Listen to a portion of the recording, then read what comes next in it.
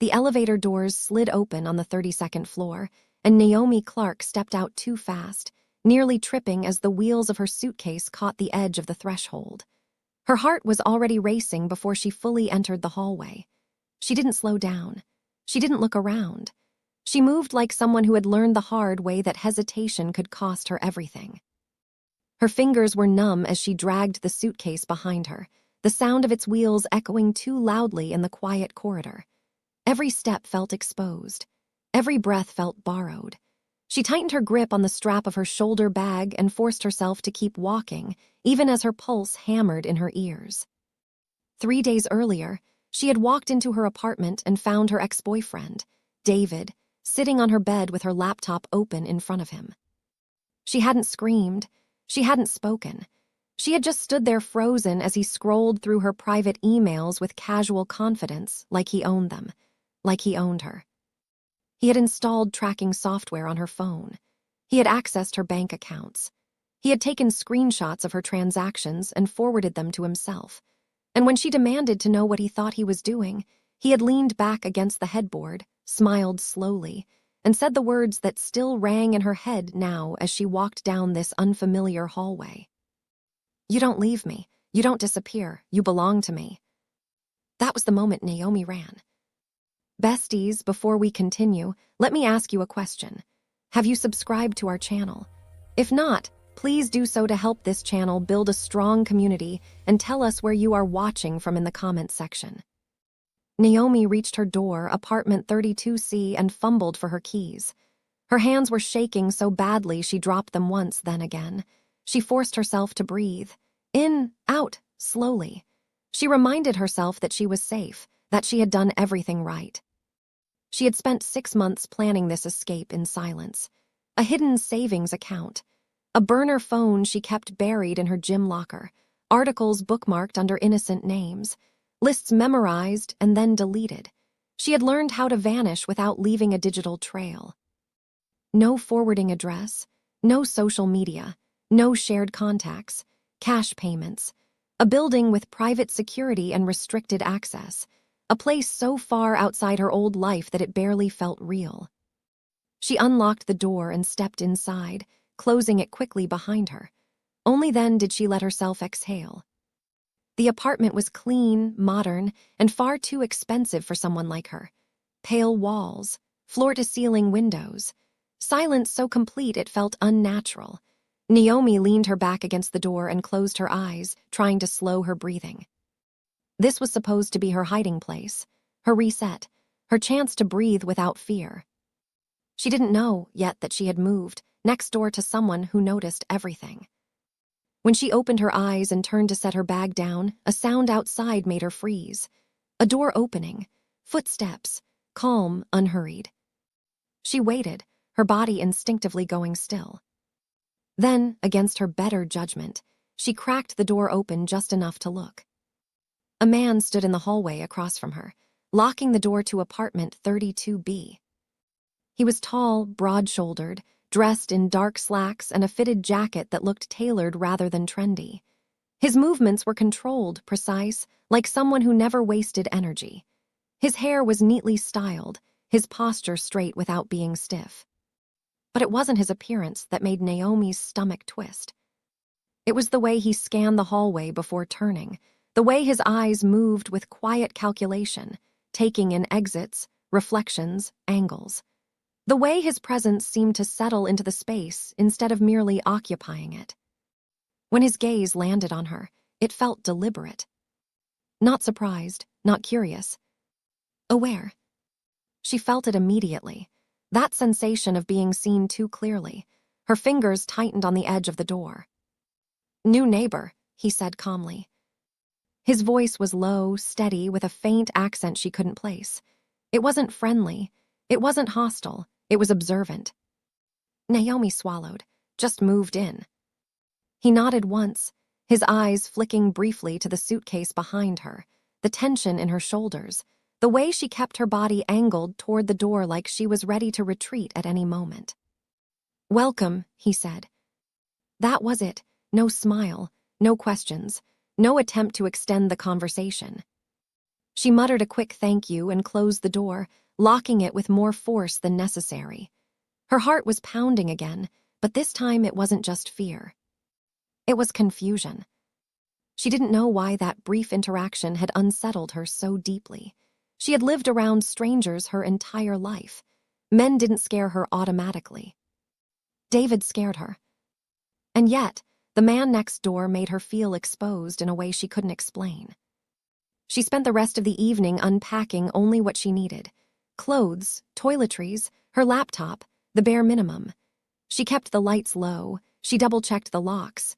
She slept on top of the covers with her phone clutched in her hand, the burner phone hidden beneath the pillow. Across the hall, in apartment 32B, Adrian Park stood at his window overlooking the city. He had already memorized the security layout of the floor. Cameras, blind spots, response times. He did it automatically the way other people checked the weather. He wasn't supposed to notice neighbors. He made a point of not noticing people unless they were a threat or an asset. But the woman who had moved in next door didn't fit neatly into either category. She moved like someone under pressure. Her fear wasn't dramatic, it was disciplined, contained. That kind of fear came from experience. Adrian replayed the image of her trembling hands, the way she had kept her body half-turned toward escape, the faint discoloration around her wrist that her sleeve had almost hidden. Almost. He didn't speculate, he didn't assume. He made a call. "Run a background check," he said quietly when his lieutenant answered. "New tenant next door, Naomi Clark. I want everything you can find." There was a pause, that fast. "Yes." No further questions were asked. Adrian ended the call and looked back out at the city, his reflection faint in the glass. Someone had hurt her. And someone like that didn't get to operate unnoticed in his territory. Naomi woke just before dawn, her body snapping awake as if someone had shaken her. For a few disoriented seconds, she didn't know where she was. The unfamiliar ceiling, the quiet, the absence of someone else breathing beside her. Then memory rushed in all at once. She was alone, she was hidden. David wasn't here. Her chest loosened slightly, though the tension never fully left. It never did anymore. She sat up and checked her phone. No notifications, no missed calls, nothing suspicious. Still. She scanned the apartment before standing, every corner, every shadow. When she was satisfied nothing had changed overnight, she moved to the kitchen and made coffee, her hands steady now but her mind still racing. By mid-morning, she was logged into her laptop, working on a branding project she had nearly lost when David started showing up unannounced at her client meetings months earlier. Back then, she had convinced herself it was romantic, supportive. She could still hear his voice, teasing and warm on the surface, sharp underneath. "I just want to be involved in your life." Now she knew better. Her phone vibrated suddenly on the counter, and Naomi flinched hard enough to remember the sting in her wrist. She stared at the screen, her pulse climbing. Unknown number. She didn't answer. She never answered unknown numbers anymore. She waited until it stopped vibrating, then blocked it immediately. She told herself it was nothing, a wrong number, a spam call, but the familiar knot tightened in her stomach anyway. Across the hall, Adrian was already dressed, reviewing documents on his tablet as his security team updated him in quiet, clipped messages. "She's clean," his lieutenant said through the earpiece. "No criminal history, freelance marketing consultant, works mostly remote, no close family." "Relationships?" Adrian asked. "One significant ex, David Harlow, 32, self-employed, history is questionable." Adrian stopped walking. "Explain." "2 previous restraining orders, both expired, both filed by former girlfriends, no convictions but a pattern, financial irregularities tied to shell accounts, light extortion rumors out of Jersey." Adrian's jaw tightened slightly. "Current location?" "Unknown. He went quiet 3 days ago." Adrian didn't respond immediately. He looked down the hallway toward Naomi's door, still closed, still silent. "Keep watching," he said, quietly, That evening, Naomi burned dinner. It was a stupid mistake, one she wouldn't normally make, but exhaustion had crept in, the kind that settled deep in her bones after weeks of running on adrenaline. She forgot the pan on the stove, lost in thought, until smoke curled toward the ceiling and the alarm exploded into sound. She panicked. Her heart slammed against her ribs as she waved a towel at the smoke detector, coughing, tears springing to her eyes. She fumbled for the stove controls, unfamiliar with the layout, her movements clumsy with fear. The knock came hard and fast. Naomi froze. Her first thought was David. Her second was that she had made a terrible mistake coming here. Another knock, firmer this time. She forced herself to move, her legs heavy as she approached the door. She checked the peephole. Adrian stood outside, holding a small fire extinguisher. Relief and embarrassment crashed into her at the same time. She opened the door, the alarm still screaming behind her. "May I?" he asked, already stepping inside when she nodded. He moved efficiently, turning off the stove, opening the windows, silencing the alarm with practiced ease. The smoke cleared quickly. Naomi stood frozen near the counter, her arms wrapped around herself. "Thank you," she said quietly. He glanced at her, his expression unreadable. "You should replace the detector batteries. This building's sensors are sensitive." She nodded. "I will." He paused at the door, then turned back. "Adrian." "Naomi." The way he looked at her then made her stomach twist. Not hunger, not possession. Recognition. He left without another word. Naomi locked the door behind him and slid down against it, her knees giving out. Her hands were shaking again, but for the first time since she arrived, it wasn't only fear driving it. It was something dangerously close to feeling seen. The email arrived 2 days later. It came to an address she had created specifically for new clients, one she had never shared publicly, one she had only sent to 3 people. Her blood went cold. She read the first line. "Did you really think I wouldn't find you?" Naomi stared at the screen, her fingers trembling. New city, new building, same voice. "You always underestimate me, Naomi. That was your problem. You think you can erase 3 years like they didn't happen. You think deleting accounts means disappearing. It doesn't." She scrolled. "I know you're in New York, Upper East Side if I had to guess. You always liked feeling important. Don't worry, I'll see you soon. Day." She slammed the laptop shut, her breathing shallow and fast. Her mind raced, replaying every step she had taken, every precaution she had followed. How? She hadn't slept that night, or the next. Adrian noticed immediately.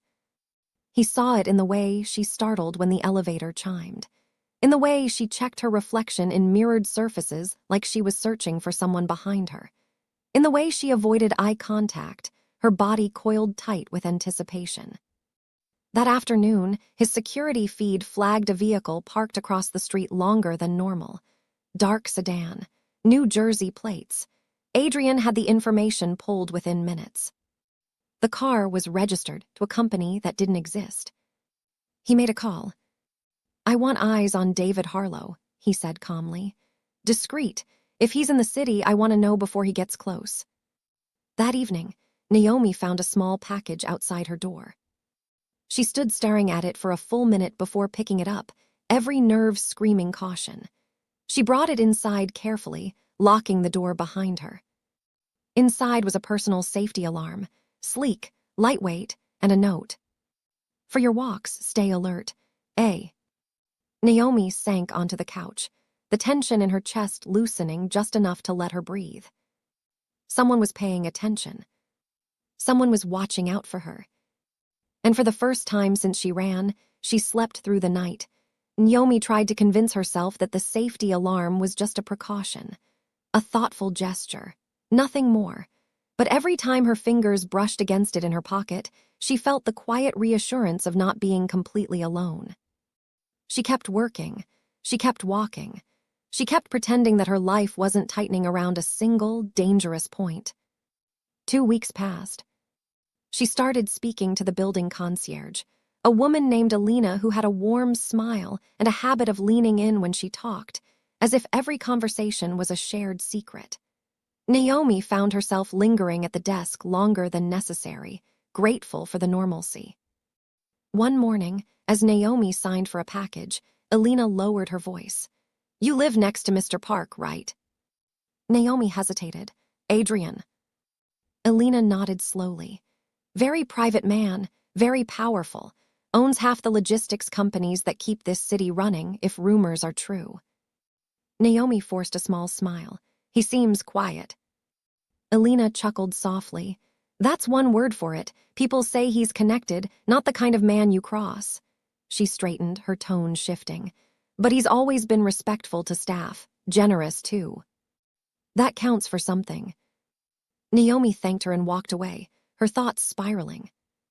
Connected. That night, curiosity won. She sat at her laptop with a glass of wine she barely tasted and typed Adrian Park's name into the search bar. The surface results were impressive. CEO, investor, philanthropist, clean, polished, the kind of man business magazines admired. But deeper searches told a different story. Forums, foreign articles, whispers threaded through comment sections. His father's name appeared often, a powerful figure overseas, allegations never proven, rivals ruined, operations that expanded too fast to be coincidence. Naomi closed the laptop, her heart racing. The man who had given her a safety alarm, the man who had calmly handled her panic, the man who watched her like he already knew what she was afraid of. Dangerous didn't begin to cover it. The next time she saw Adrian in the hallway, she barely acknowledged him. She kept her head down, her steps quick. He noticed. When the elevator doors closed behind them, sealing them into a quiet box of mirrored walls, Adrian spoke. "You looked me up." Naomi stiffened. "I don't know what you're talking about." "You do," he said evenly, "and it scared you." She stared straight ahead. "People talk." "Yes," he agreed, "they do." The elevator descended in silence. Naomi's pulse pounded so loudly she was sure he could hear it. "Are you going to hurt me?" she asked suddenly, the words escaping before she could stop them. Adrian turned to face her fully. His expression didn't change, but something in his eyes sharpened. "No," he said, "and I don't allow people who hurt women to operate near me." The doors opened. He stepped out, then paused. "Your ex hired someone to follow you," he added casually. "That problem has been handled." Naomi's breath caught. "What?" "He won't bother you," Adrian said. "Not tonight." He walked away. 2 days later, Naomi saw the news.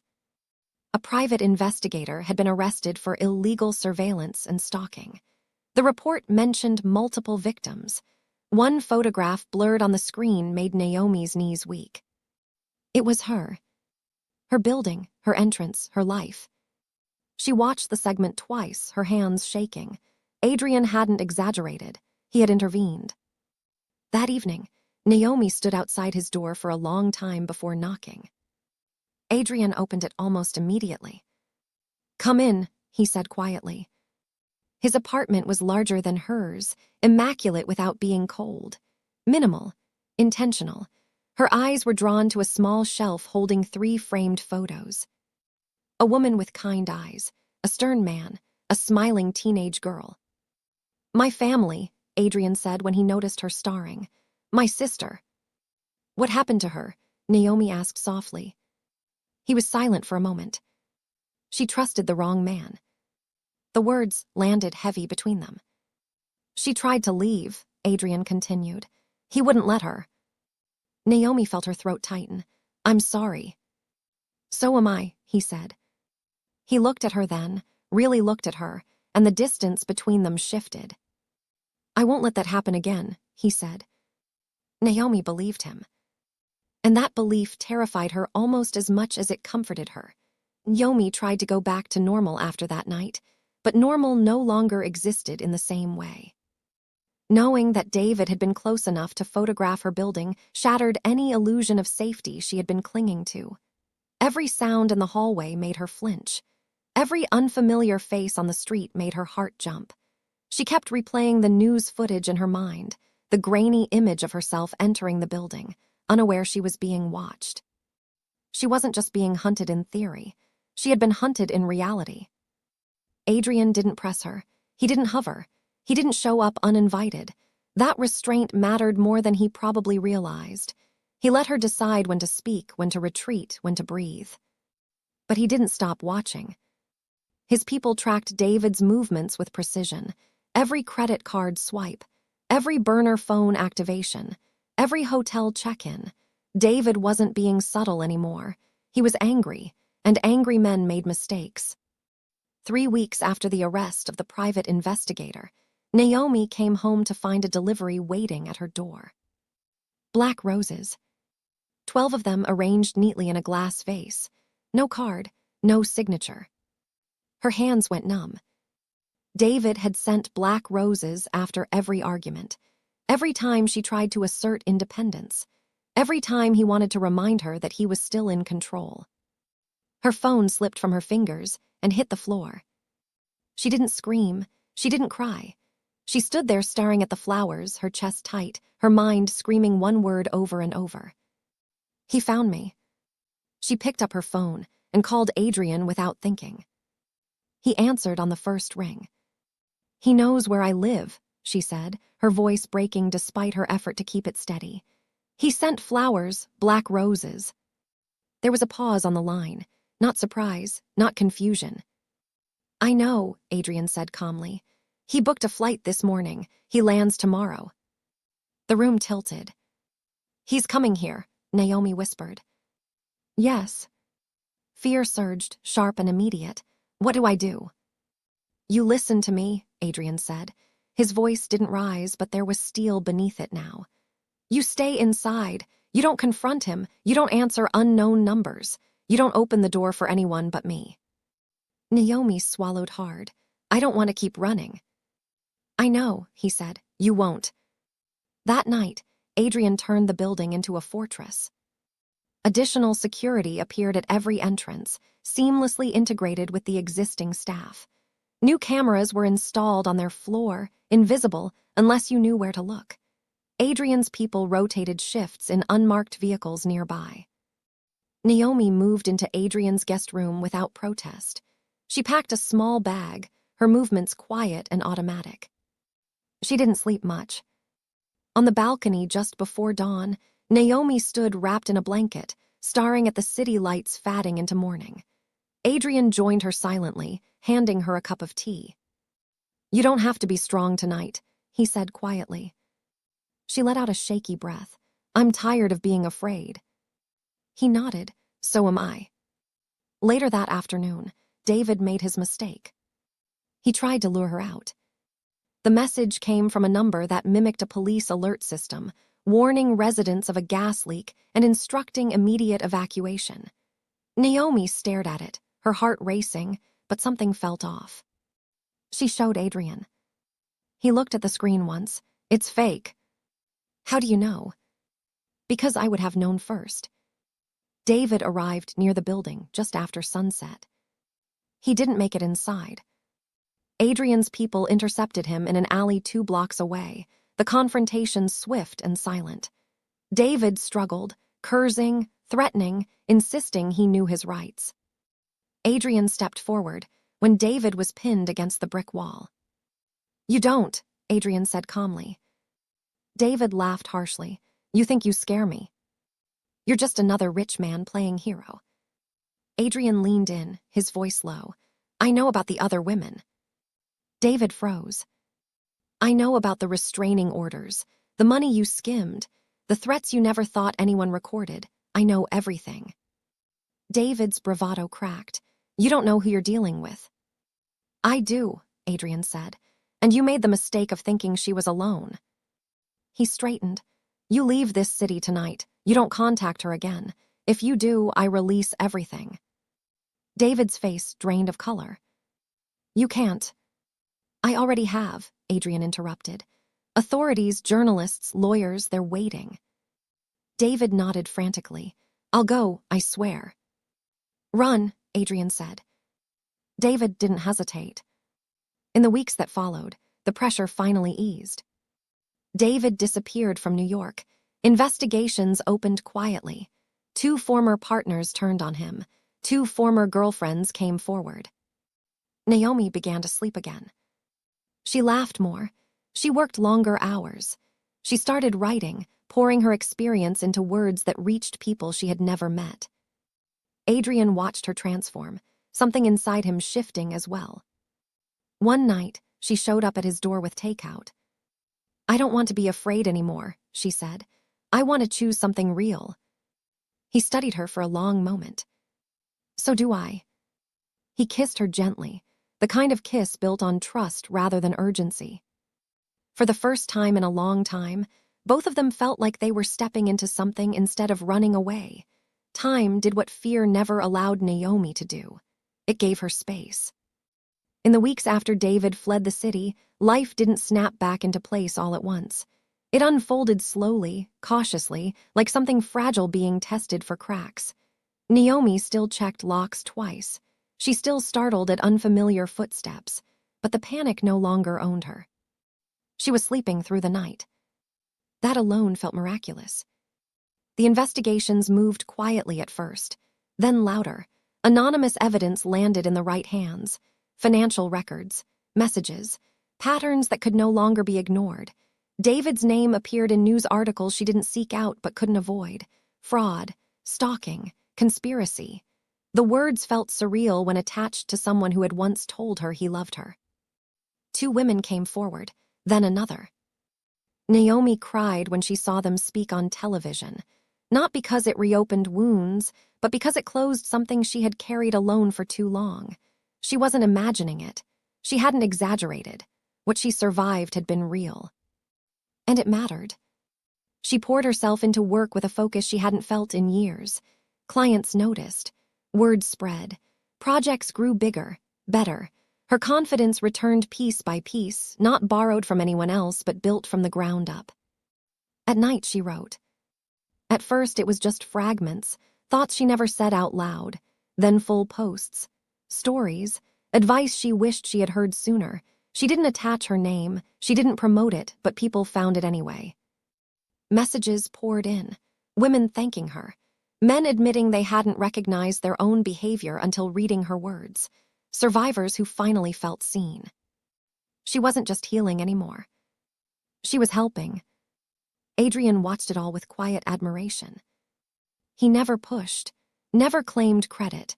When she spoke about her growth, her work, her plans, he listened like it mattered because it did. One night, she sat cross-legged on the couch in his living room, laptop balanced on her knees.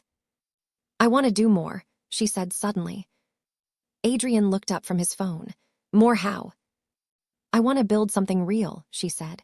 "Resources, legal aid, housing, not just words, action." He studied her carefully. "That's a big undertaking." "I know," she said, "but I'm not afraid of big things anymore." He smiled faintly. "You shouldn't be." The funding appeared quietly, strategically, no names attached. Naomi knew better than to pretend she didn't know where it came from. She didn't say thank you. She just did the work. 6 months later, Rising Free opened its doors. A small office, a dedicated team, counselors who understood because they had lived it, lawyers who cared, partnerships that grew faster than she expected. Over 200 women found safety in the first year. Naomi stood in the office one evening after everyone had left, staring at the wall where handwritten thank you notes were pinned. She pressed her fingers to her lips, emotions swelling in her chest. Adrian stood behind her, his hand warm at her waist. "You built this," he said quietly. She shook her head. "We did." Change came for him too, though it was slower, harder, and far more complicated. Adrian didn't dismantle his world overnight. He couldn't. There were obligations, history, consequences that didn't disappear just because someone wanted to be better. But he started. Illicit operations were quietly shut down or sold. Partnerships dissolved. Legal structures replaced shadows. It was dangerous work, and not everyone welcomed it. But for the first time in his life, Adrian was building something that didn't require fear to sustain it. He was choosing a future. 1 year after Naomi moved into that apartment, shaking and terrified, she stood on the rooftop at sunset, the city stretching endlessly around her. The air was cool, calm. She thought about the woman she had been that first night, running, hiding, believing survival was the best she could hope for. She smiled softly. Adrian joined her, slipping an arm around her shoulders. "What are you thinking?" he asked. "That I didn't come here to find you," she said. "I came here to disappear." "And instead." "I found myself," she said, "and you were just next door." He laughed quietly. Then he turned serious, reaching into his pocket. Naomi felt it before she saw it. Her breath caught. "Marry me," Adrian said simply. She stared at the ring, elegant and understated, chosen with intention rather than flash. Then she looked up at him, tears blurring her vision. "Yes," she said without hesitation. "Yes." When he slid the ring onto her finger, she felt something settle deep inside her. Peace. Below them, the city glowed. Ahead of them stretched a future neither of them had believed possible once. Naomi hadn't moved into that apartment to find love. She had moved in to survive. She had done far more than that. Thank you so much for staying with us until the end of this story. If you enjoyed it, please don't forget to subscribe to the channel, like this video, and let us know in the comments where you're watching from. Your support helps us keep telling stories like this.